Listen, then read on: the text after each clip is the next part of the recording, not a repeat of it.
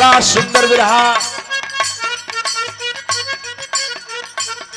बड़ा सुंदर विरहा, बड़ी अच्छी गीत है। गोई आयल तनिषा कम कदा मना कर, बड़ा सुंदर विरहा रहल, बड़ी अच्छी दास्तान रही। मीनाक्षी जी का गीत बड़ी निमन लागल आज हमरा के। बाबा कमरिया पर काम भइल बा। ओई पे जोरवे हसन जी। एक गो गीत बजत बा, कोनो जवाब होकर नहीं खे। इस गीत को लिखने वाले भी कभी की सोच भी बढ़िया रही और गाँव वाले लोग भी बड़ा मन से गुले, तो इतना मन से उगले उसे मन से ओहू से सुघर मन से आज मीनाक्षी गौनी है। हमके तो भाई सही में निक लागल है। मारा में बस दिमाग सही हो जाए। गवैया हम हैं, गवैया वो हैं, तो हमके ना निक लगी तो तोके निक लगी। हमके तो निक लगवा ना करी, अब जो सुनत हो के निक लगी तो मैं कहा मरे जरूरत है। ये लिए जरूरत है डॉक्टर साहब ने कि दयाद है, ये मीनाक्षी के दयाद है, कर दयादी लगल है। पड़ोसी हम तो जानत है ना, पड़ोसी के देवाल लड़े ले। हाँ वह चोर नरवा का खाली पारा तो है, चोर नरवा ना रहते पारू वे पारी। हाँ दोनों जने के इतने मतलब है। आजकल तो आदमी के जगरगा हो गई बा ना, तो चोर नरवा में खाली ढोड़ जामे। अरे तो में खाली ढोड़ होके अब आदमी हो जलो कतना को मार घेर घेर बनावल बा रखल बा। तो ये लिए फुल्ला था कि मैंने मीनाक्षी हमारी घर को हैं, हमार दयाद हैं, तो हम कुछ कहब ना, तू डरो मत भाई। हम मीनाक्षी के कुछ कहब कहे के हम पागल थोड़े भइल बने, हम संतोष पागल ना हैं। बड़ा नई गीत रहल, कुल मिला के बिरहा बड़ा बढ़िया रहल। राजा सुरसेन का बेटा बेटी ना ओखे गो भइबो कल तो साला महकत रहू बाबा।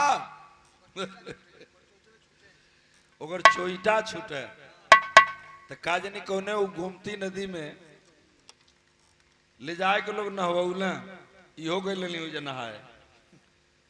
इनका फोटो हम देखले हैं, काजनी प्रमोद तो देखला लोग कि नहीं, वो नदिया में सही फोटो वायरल कर रही। हम बहुत कुछ देखिला मीनाक्षी के। अब आप लोग हम मंचो कान धरते हैं, भगवान झूठ न बुलावा।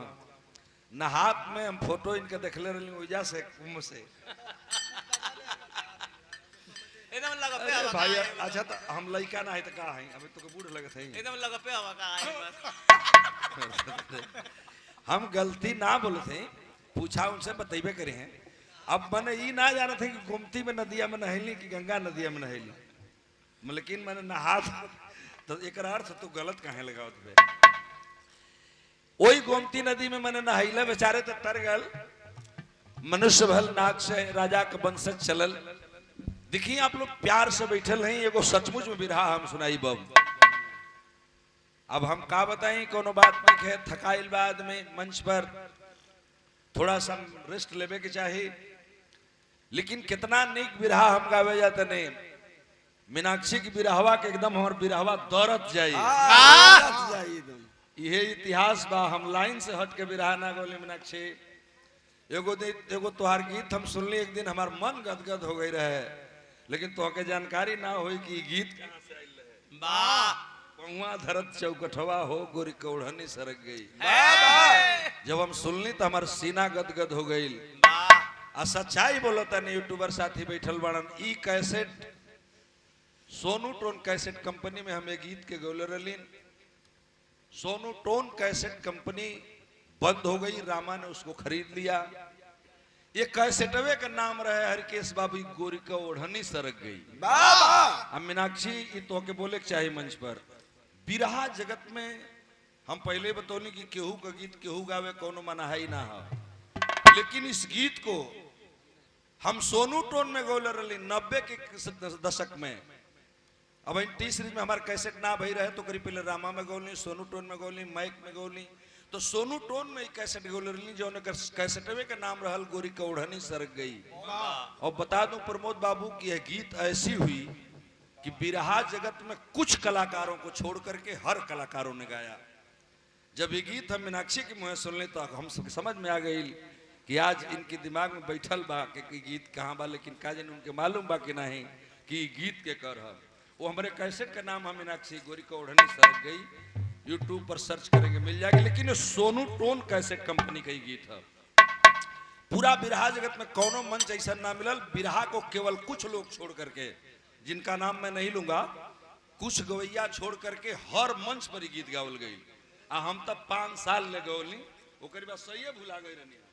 वो दिन तो के सुनली तो हमके वो गीत याद पड़ गई। तब बिरहा पर बिरहा, धुन पर धुन। आइए मैं बजाता हूं, तुम क्या बजा रहे थे विमलेश? पहले तुम आओ, चलो।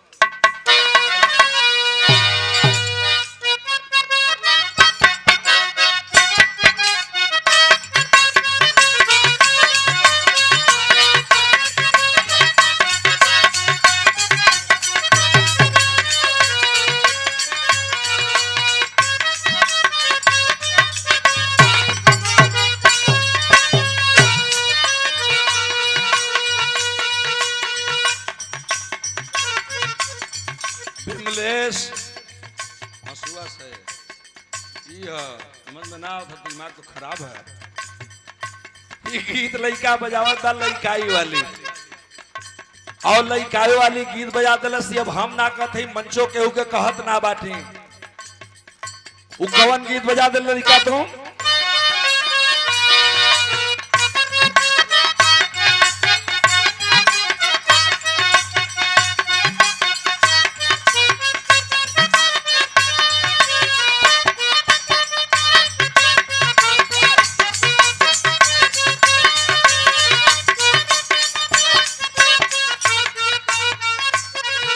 सीजनल गीत ही लड़का बजा दिलस। जौने का लाइन रहल का बजौला फरियावा तनी एक लाइन विमलेश।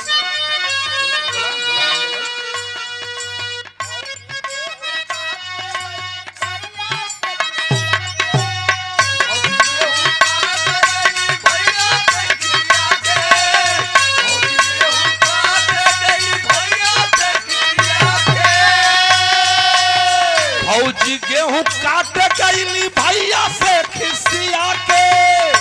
गेहूं काटे गईली भैया से खिसिया के। गेहूं काटे गईली भैया से खिसिया के।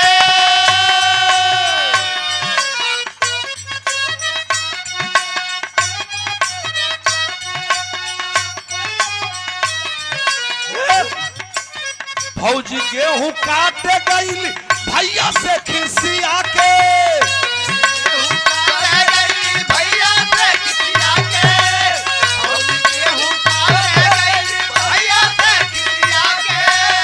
भौजी गेहूं काटे गईली भैया से खिसिया के आए हैं, भैया से खिसिया के। भौजी जो मन भौजी कमर फुलौले बहारी, हंसुआ की पेट से खजुआ के। भौजी कमर फुलौले बहारी, हंसुआ के पेट से खजुआ के। भौजी कमर फुलौले बहारी, हंसुआ के पेट से खजुआ के। ए लाइन पर भौजी गेहूं काटे गईली भैया से खिसिया के। भौजी गेहूं काटे गईली भैया से खिसिया के। भौजी गेहूं काटे गईली भैया से खिसिया के। भौजी गेहूं काटे गईली भैया से खिसिया के आए हैं, भैया से खिसिया के। भौजी कमर फुलौले बहारी, हंसुआ के पेट से खजुआ के। कमर फुलौले बहारी, हंसुआ के पेट से खजुआ के। भौजी कमर फुलौले बहारी, हंसुआ के पेट। पहिलवा जब बरतिया पैदले जाए महेंद्र, तो में दादा लोगन का टीम रहे, बुढ़ऊ दादा लोग जब पैदले चले बारात, तो में लचारी गाँव और में लचारी गाँव झूम झूम के लचारी होए।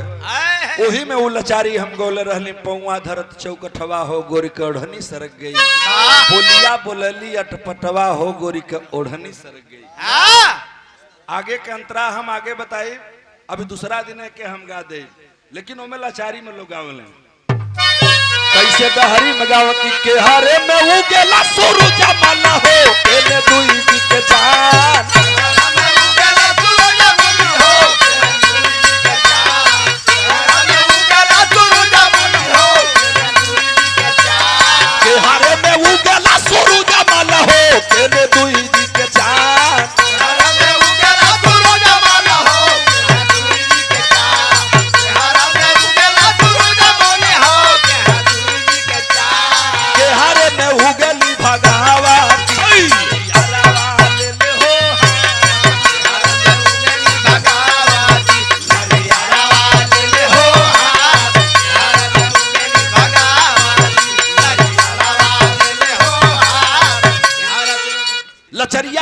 नहीं जौन डहरिया में लोग गावा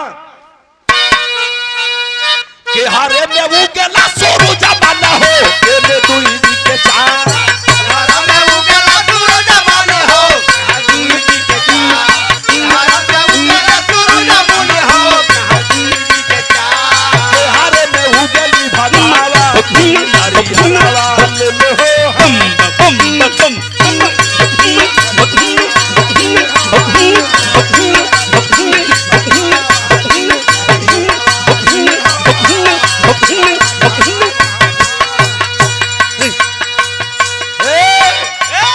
लोग जवाब गावा का हो पूर्व में वो गेला सोरू जमाना हो पश्चिम दुई दी के चांद पूर्व में उगला सूरज माने हो पश्चिम जी के चार पूर्व में उगला सूरज माने हो पश्चिम जी के चार पूर्व में वो गेला सोरू जमाना हो पश्चिम दुई दी के चांद दक्षिण में वो गेली भगावा हरियाणा ले ले